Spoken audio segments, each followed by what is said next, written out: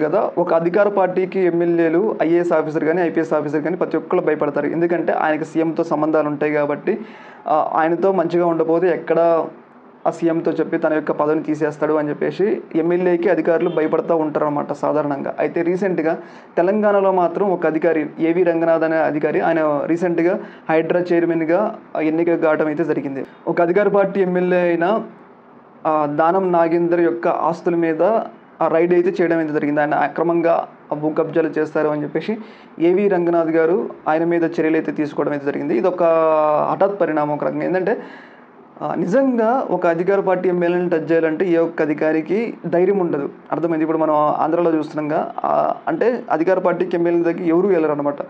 Opposite వాళ్ళ దగ్గరికే వెళ్తారు అక్రమంగా కూల్చివేతలు. కానీ తెలంగాణలో మాత్రం దానికి వ్యతిరేకంగా ఏవి రంగనాథ్ గారు ఎలాంటి భయపడకుండా నిజాయితీగా మాత్రం ఒక ఎమ్మెల్యే భూమి ఆక్రమించారని చెప్పేసి దానం నాగేంద్రకి సంబంధించిన భూములైతే కూల్చడం అయితే జరిగింది.